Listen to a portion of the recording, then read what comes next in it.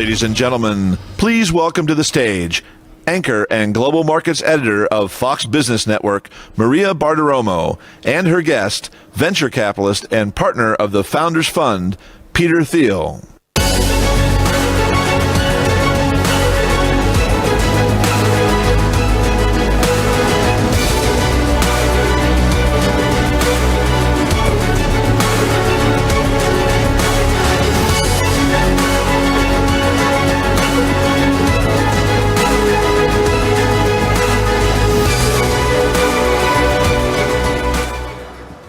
Good afternoon, ladies and gentlemen. It is great to be with you today, and we have a very special interview right now. Peter Thiel is one of the great investors of our time, literally. He's the founder of Palantir Venture Capital and PayPal. Peter, it's great to see you. Maria, thanks. Great to see you as well. Thank you so much for being here and talking to me. What I want to get to is really growth. We're all looking for growth ideas. Here we are in Saudi Arabia hearing about all of the growth stories. Where are you finding growth in the world today, Peter? Well, I've been investing in the technology space. I'm an entrepreneur and investor over the last 20 years in Silicon Valley. And within the area of IT, it has for the last 10, 15 years in the US and in the world been extremely centered on Silicon Valley. I think that there's sort of a lot of reasons for that. But the question is, where is the growth going to happen in the next 10 years? And what I would tend to think is that it will be more diversified from just Silicon Valley. There was something very paradoxical about it all being in Silicon Valley, because after all, these internet companies are global in scope. They can be built anywhere. You just need some talented people, some capital, the right governance structures. And so it was always this very odd question why all the companies of this new global technology were built in one specific place called Silicon Valley. And I think the answers for that had to do with network effects and knowledge and role models. But I think at this point, I would bet on places outside of Silicon Valley. The one big place outside of Silicon Valley over the last few years has been China, where there have been some spectacular companies started. And I think the question is where else one might look, and I don't think there's a single other place. It's not a specific city or specific country, but I think in general there's much opportunity outside of Silicon Valley. I want to talk to you about really industries and sectors that you find interesting, because when you first founded PayPal, we were in a different time. Today, we're talking about data, we're talking about the cloud, we're talking about digitizing our life, and technology is the underpinning of every industry, whether it's driverless cars or collecting data. So zero in for us on industries. Where are you finding opportunity to invest in industry? I'm always uncomfortable with the theme question. So I think there are all sorts of trends in technology, and I'd be happy to talk about them. But I think they're often difficult as a venture capital investor. So the trends are often the buzzwords. So they're buzzwords like SaaS software, cloud computing, big data, virtual reality, augmented reality, artificial intelligence. We've all heard these buzzwords, and even though these trends may or may not happen, as investments, they're often very dangerous. And so when you hear these buzzwords, you often should just run away as fast as you can, because it's often an indication that the specifics have not been thought through carefully enough. And so what I think what I think of investing in is never invest in trends or things like that, but always invest in specific companies. And what I try to find are unique companies that are doing something that can't be done, anywhere else, and where it's this is sort of a one of a kind in the world. And whereas if it's a trend, there are many of that kind, which means there are many competitors and they're somewhat undifferentiated. That's a fair point. So, can you give us some examples? Well, certainly, and people. Well, for example, Airbnb, SpaceX, Facebook earlier on were investments I made, and each of these companies you can describe them as part of a trend, the sharing economy or social networking for Facebook. But that's a misleading way to describe it. It was much better to think of them as solving a very specific problem. So Airbnb was sort of a hotel room substitute. It's not the sharing economy abstraction, it's the hotel room substitute. It's the only company that's doing that on a worldwide scale, and that makes it a one-of-a-kind company. Facebook somehow figured out real identity. There were a lot of people doing social networking in one form or another. Facebook was is the one company that really cracked real identity. People are not interested in networking. One of my friends started a company in 1997, Reid Hoffman, who ended up starting LinkedIn, 7 years before Facebook. The company was called SocialNet. They had social networking in the name of the company 7 years before Facebook, and they wanted to do abstract networking in virtual cyberspace. And some people would pretend they were dogs, and other people would pretend they were cats, and you had these virtual dogs and virtual cats talking to one another.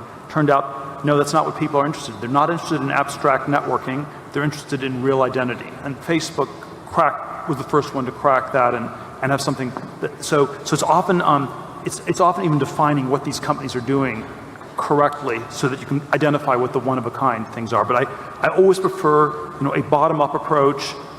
You meet with the entrepreneurs, you try to think hard about the technology, about the business opportunity, and then it's the ones that are different, that don't fit into any good categories, that are the great ones. And that's something like that's been true. And then when we've invested in trends, which we've occasionally done, that's often been much more treacherous, where even if the trend happens, that means you've glossed over details of the specific technology, the specific business, and you've abstracted away too many of the important details. So it's a really smart approach that you bring up. I want to ask you about artificial intelligence and the risks of it. But before I go there, let me come at that question a different way. You said we're addressing problems. What are the problems in the world that you see today that perhaps you can come up with solutions for? Well, if I already knew the answer to that, I would have started the company and on. I mean, there are a lot of problems that I find myself very passionate about.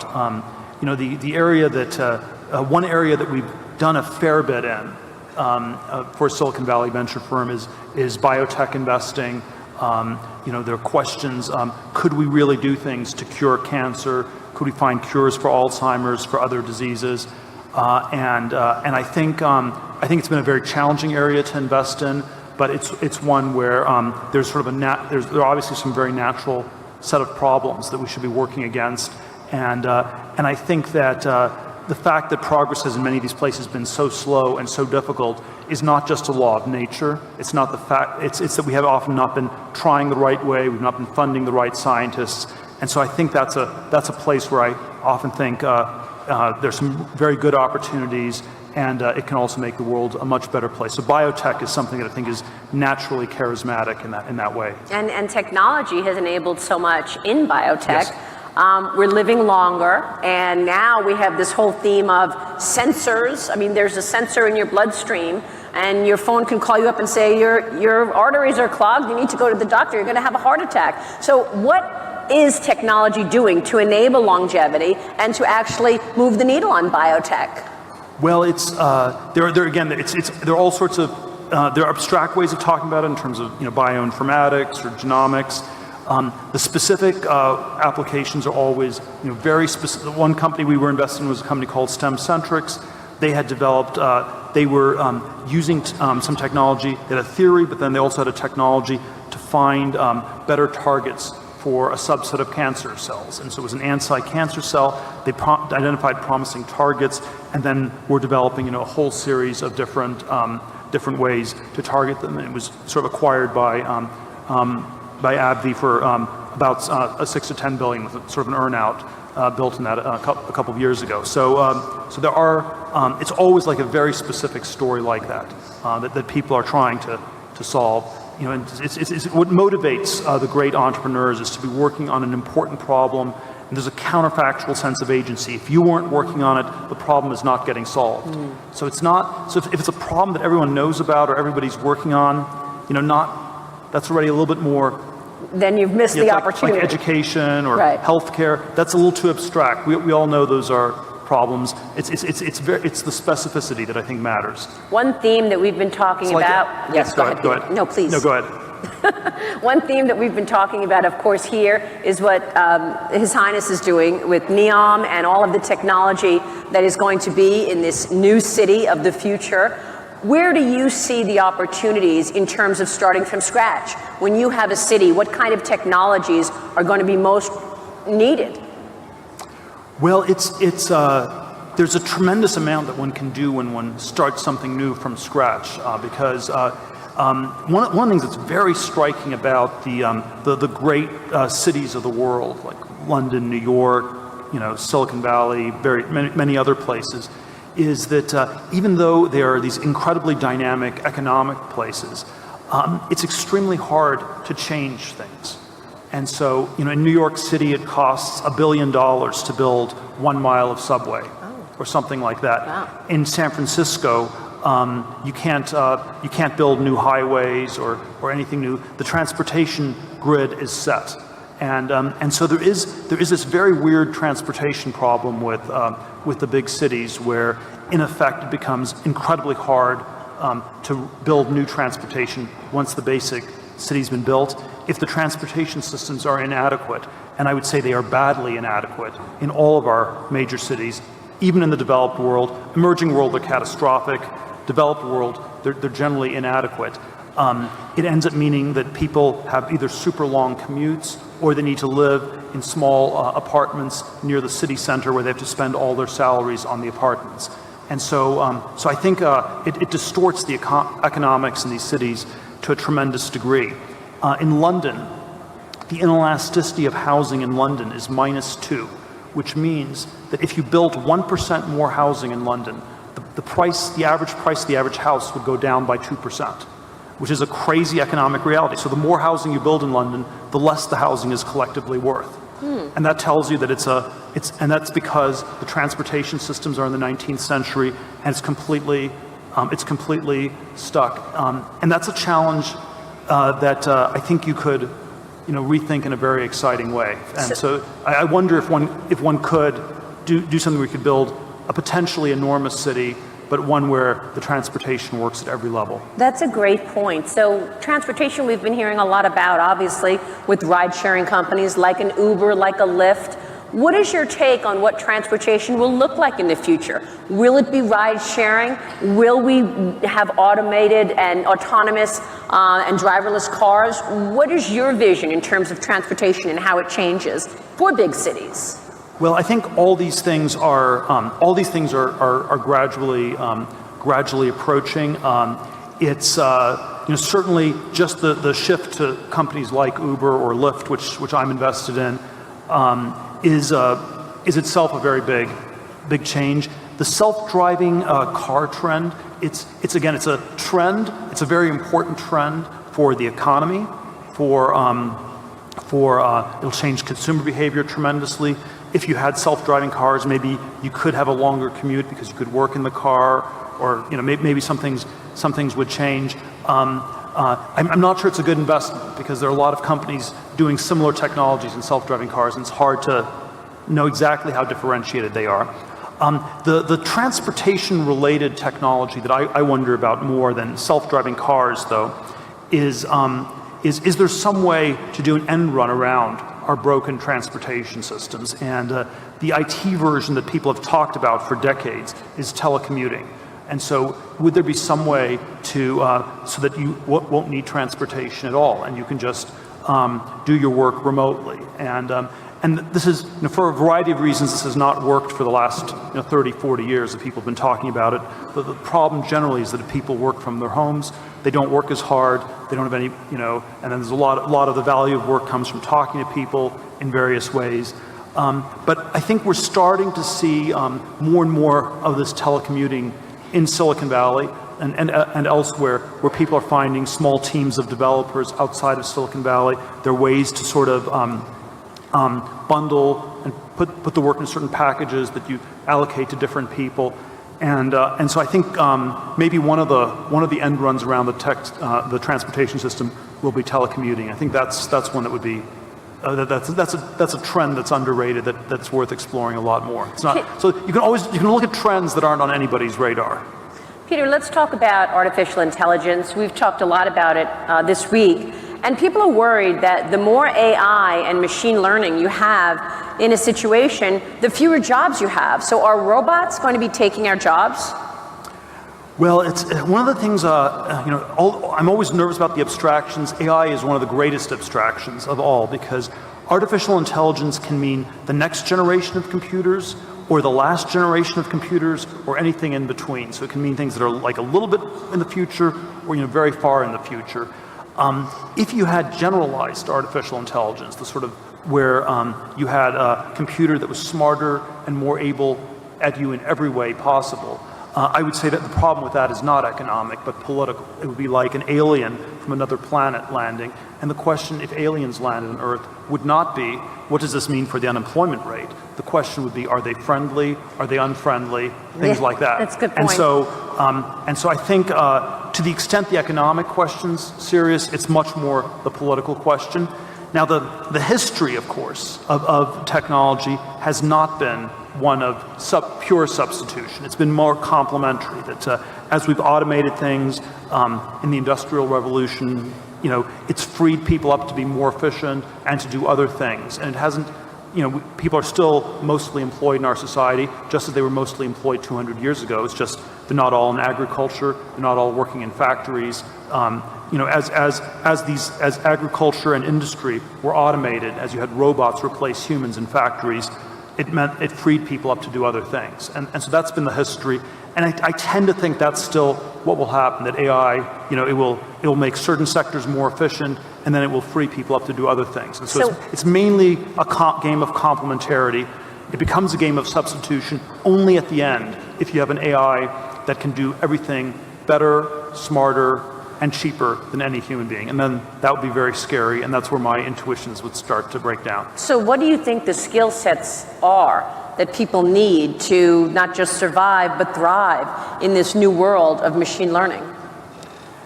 Well, it's always, I always get asked these questions by young people. What should I be studying? What should I be studying, right? And I think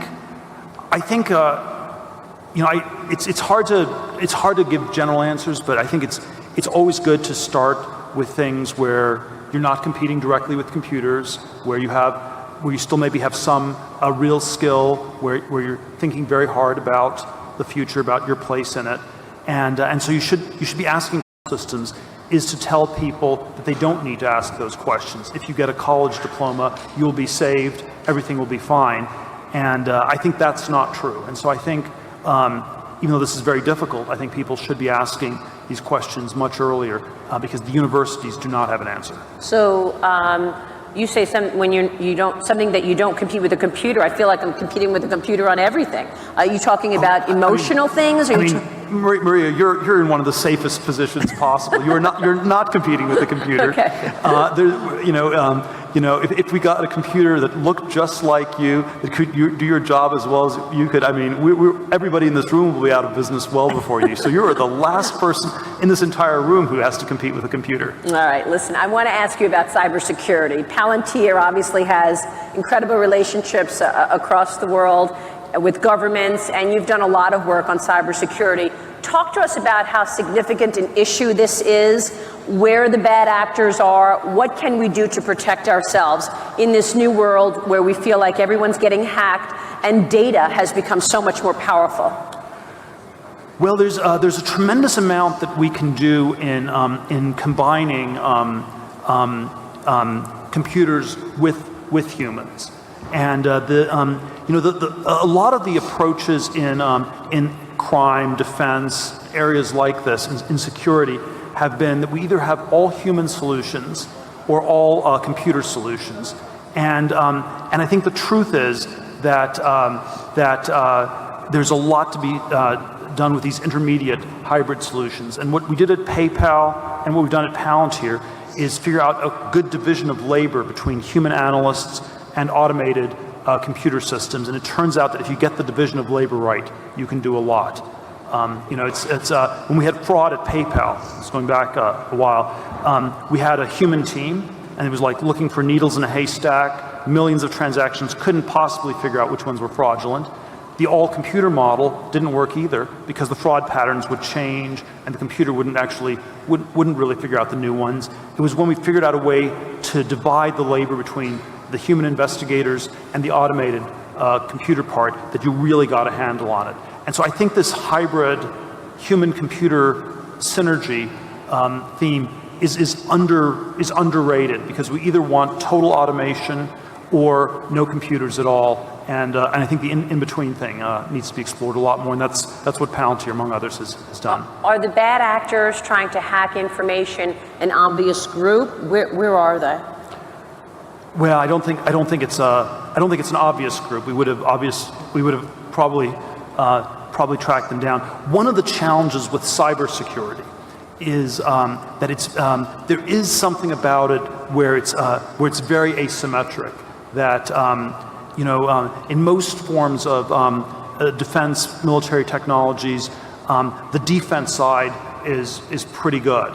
But in cybersecurity, it's very hard to defend. It's very easy to attack. And so if you have something where it's incredibly easy to attack, incredibly hard to defend, that creates some very unusual challenges. And I think we haven't quite figured out what to do about them. We certainly are not able to defend as well as we can. We're not willing to take the precautions that are needed, and it really calls out for some big, a lot more work in the decade ahead. But I think people's intuitions are shaped by their everyday experience, where there's more of a balance between attack and defense. In the world of cyber, there's no balance at all. Attack is super easy, defense is super hard. You've been really successful in terms of watching where the growth is in the world and identifying the companies that are, solving important problems. What excites you right now? What can you look at in the world today that you feel like, wow, that is a good idea, or that is really where the growth story is? I'm always nervous about being excited about things, because that always feels too irrationally exuberant and too emotional. And like 1999. Yeah, so I went through 99, so a lot of people were very excited, and that was dangerous. But if you ask what are the things where there's, what's very charismatic and that people are not paying enough attention to, I think there are these pockets in biotech that I find like that. The one other one that I've been looking at a lot more have been the cryptocurrencies. And while I'm skeptical of most of them, I do think people are a little bit are maybe underestimating Bitcoin specifically, because it's like a reserve form of money. It's like gold, and it's just a store of value. You don't actually need to use it to make payments. And it's been, there's about $70 billion worth of Bitcoin in the world. There's 9 trillion worth of gold, and if Bitcoin ends up being the cyber equivalent of gold, it has a great potential left. So it's a very different kind of thing from what people in Silicon Valley normally focus on. Companies, not algorithms or protocols.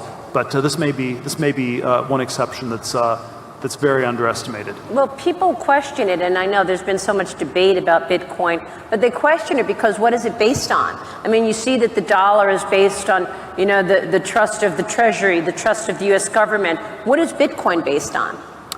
Well, the argument it's based on the security of the math, which tells you that it can never be diluted by a government. It can't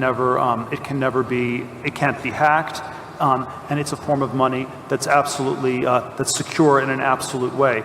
Of course, you could ask the same questions about gold. That's why I used the gold analogy. You could say, what is gold based on? Why is gold valuable? Well, it's a tangible asset, though, gold. It's a tangible asset, but it's also hard to mine.